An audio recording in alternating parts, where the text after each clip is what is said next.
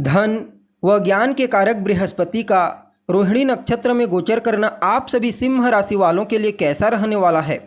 नमस्कार दोस्तों, आप सभी का स्वागत है हमारे YouTube चैनल में। दोस्तों, आज के इस वीडियो में हम बात करेंगे देवगुरु बृहस्पति के रोहिणी नक्षत्र में गोचर प्रभाव के बारे में। जी हाँ, बीते 13 जून 2024 को ज्ञान और धन के ग्रह गुरु सौंदर्य और समृद्धि के नक्षत्र रोहिणी नक्षत्र में प्रवेश कर चुके हैं और आने वाले 20 अगस्त तक इसी रोहिणी नक्षत्र में रहते हुए आपको प्रभावित करेंगे।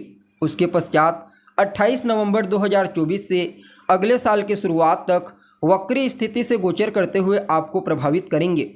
तो ऐसे में जानेंगे कि देवगुरु बृहस्पति का यह नक्षत्र परिवर्तन आपके जीवन में क्या कुछ बड़ा परिवर्तन करने वाला है। जी हाँ, सभी बातें आपको विस्तार के साथ बताएंगे, इसलिए वीडियो को लास्ट तक देखिए। और अगर आप अपनी जन्म कुंडली पर हमसे परामर्श लेना चाहते हैं तो डिस्क्रिप्शन बॉक्स और वीडियो के अंदर आपको हमारा कॉन्टैक्ट नंबर मिल जाएगा, जहां से आप संपर्क करके अपनी जन्म कुंडली का विस्तार पूर्वक विश्लेषण करवा सकते हैं। जी हाँ, अब देखा जाए तो ज्योतिष शास्त्र में देवगुरु बृहस्पति को कई चीज़ों का कारक ग्रह कहा गया है, लेकिन यह विशेष रूप से वृद्धि के कारक ग्रह माने जाते हैं। अर्थात बृहस्पति जिस राशि में होते हैं, जिस नक्षत्र में होते हैं, उस नक्षत्र के गुणों में वृद्धि करने का कार्य करते हैं। और यह जो रोहिणी नक्षत्र है ना दोस्तों, यह सुख, समृद्धि और सौंदर्य का नक्षत्र है। फलतः बृहस्पति का इस नक्षत्र में गोचर करना इन सभी क्षेत्रों में वृद्धि कराने वाला साबित होगा। वैसे तो इस नक्षत्र परिवर्तन का प्रभाव आप सभी के ऊपर पड़ेगा, लेकिन जिनकी भी उम्र 35 साल से लेकर के 50 साल के मध्य में है या फिर 60 साल से लेकर के 75 साल के मध्य में है, उनके ऊपर इस परिवर्तन का प्रभाव कुछ ज़्यादा ही मात्रा में देखने को मिलेगा। जी हाँ, अब देखा जाए तो आप लोगों के लिए यानी कि सिंह राशि वालों के लिए देवगुरु बृहस्पति का यह नक्षत्र परिवर्तन गोचर कुंडली में आपकी राशि से 10वें भाव में हुआ है, अर्थात कर्म भाव में। यहाँ पर देवगुरु बृहस्पति आपके 12वें भाव के स्वामी चंद्रमा के नक्षत्र से गोचर कर रहे हैं। चंद्रमा जो कि स्वयं एक परिवर्तनशील ग्रह हैं और 12वां भाव भी परिवर्तन को ही दिखाता है, विदेशी चीज़ों को दिखाता है, विदेश को दिखाता है, आपके ट्रेवल ट्रांसफ़र को दिखाता है। सडनली जो भी चेंजेस होते हैं वह सब कुछ 12वां भाव बताता है। तो यह सारी चीज़ें आपको अपने जीवन काल में देखने को मिलेंगी, खास करके कार्य क्षेत्र में आपको एग्जीक्यूट होता हुआ महसूस होगा। जी हाँ, आप देखेंगे कि अचानक ही आपके कार्य क्षेत्र में कोई बड़ा परिवर्तन हो जाए, आपका ट्रांसफ़र हो जाए। वैसे भी देखा जाए तो देवगुरु बृहस्पति आपके चतुर्थ भाव को अपनी सप्तम दृष्टि से देख रहे हैं, जो चतुर्थ भाव भी ट्रेवल को ही दिखाता है। तो निश्चित तौर पर इस समय परिवर्तन का योग तो प्रबल रूप से बना हुआ है। चाहे आप जिस भी फील्ड में कार्यरत हैं और विदेश जाने के लिए भी प्रयत्नशील हैं तो कहना ही नहीं।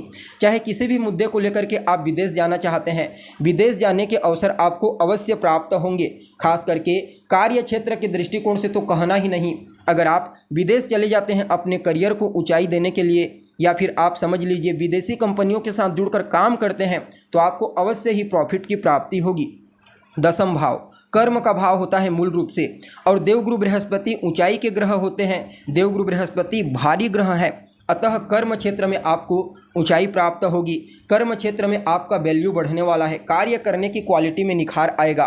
चाहे आप नौकरी करते हैं या फिर व्यापार करते हैं, समझ लीजिए नौकरी करते हैं तो या तो आपका प्रमोशन हो सकता है, आपकी पदोन्नति हो सकती है, और व्यापार करते हैं तो व्यापार में भी विस्तारिता आपको देखने को मिलेगा। देखिए, यहाँ पर आपके धन खर्चे तो अवश्य ही होने वाले हैं, तो अच्छा है कि बेकार की चीज़ों में आपका पैसा न जाए, इसीलिए आप कोई नया बिजनेस व्यापार में उस धन को निवेश कर दीजिए। भले ही उसका तुरंत आपको रिजल्ट ना मिले, लेकिन आप फ्यूचर के सेविंग के रूप में या ग्रोथ के रूप में आप उसे अवश्य ही अपने सामने देखेंगे। जी हाँ, अगर आप समझदारी के साथ इस समय कोई नया कार्य शुरू करके पैसा का इन्वेस्ट करते हैं तो कहना ही नहीं, भविष्य में चल करके वह आपको बेहतर रिटर्न प्रदान करेगा। जी हाँ, देखिए यहाँ पर देवगुरु बृहस्पति के पास 3 विशेष दृष्टियाँ होती है। जहाँ पर गुरु होते हैं वहाँ से 5वें भाव को, वहाँ से 7वें भाव को और 9वें भाव को दृष्टिगोचर करते हैं। अब आपके लिए 10वें भाव में है तो अपनी 5वीं दृष्टि से दूसरे भाव को, 7वीं दृष्टि से चतुर्थ भाव को और 9वीं दृष्टि से आपके 6ठ भाव को देखेंगे। देवगुरु बृहस्पति की दृष्टि में अमृत होता है, अतः अपनी 5वीं दृष्टि से आपकी वाणी को प्रभावशाली बना देंगे। आपकी वाणी चमत्कार उत्पन्न करेगी, अर्थात आप जहाँ पर भी जिससे भी बात करेंगे वह आपसे अवश्य प्रभावित होगा। कुटुंब परिवार के मध्य आपसी तालमेल बेहतर होंगे, आर्थिक स्थिति मजबूत होगी, ससुराल पक्ष से भी आपको लाभ की प्राप्ति हो सकती है। साथ ही साथ देखा जाए तो पैतृक संपत्ति का भी आपको लाभ मिलता हुआ नजर आ रहा है। चतुर्थ भाव को देखते हुए आपके भौतिक सुख साधन, भूमि, भवन, मकान, वाहन में विशेष रूप से वृद्धि करेंगे। समाज में आपके मान सम्मान, पद प्रतिष्ठा, आपकी प्रसिद्धि में वृद्धि करते हुए नजर आएंगे। जी हाँ, इसके अलावा देखा जाए तो अपनी नवम दृष्टि से रोग, रिपु और ऋण अर्थात सेहत से संबंधित कोई प्रॉब्लम है तो वहाँ से बाहर निकालेंगे। आपके ऊपर कर्जा है तो धन का आगमन मजबूती से होगा कर्म क्षेत्र से, अतः आप अपने पुराने कर्जों को चुका पाने में कामयाब होंगे। और आपके जो शत्रु हैं, आपके प्रतिद्वंदी, वह आपके सामने आपकी प्रतिभा और टैलेंट को देखते हुए नतमस्तक होने पर मजबूर हो जाएंगे। और कंपटीशन के क्षेत्र में तो कहना ही नहीं, खास करके विद्यार्थियों के लिए अगर किसी भी प्रकार से कोई प्रतियोगी परीक्षा है या कोई इंटरव्यू इत्यादि आप देने जाने वाले हैं तो समझ लीजिए आपको अवश्य ही सफलता की प्राप्ति होगी।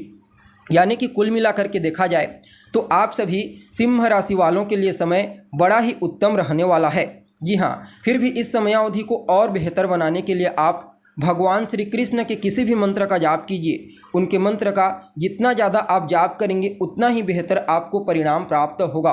साथ ही साथ हो सके तो 2 मुखी, 5 मुखी और 10 मुखी रुद्राक्ष का कॉम्बिनेशन अपने गले में धारण कर लीजिए, इससे भी आपको श्रेष्ठ परिणाम की प्राप्ति होगी। जी हाँ, तो दोस्तों कैसी लगी आपको जानकारी? उम्मीद करते हैं जानकारी आपको पसंद आई होगी। जानकारी अच्छी लगे तो इसे अपने दोस्तों के साथ, अपने रिश्तेदारों के साथ शेयर जरूर करें। अभी के लिए बस इतना ही। पुनः मुलाकात होगी एक नए और ताज़ा एपिसोड में। तब तक के लिए नमस्कार।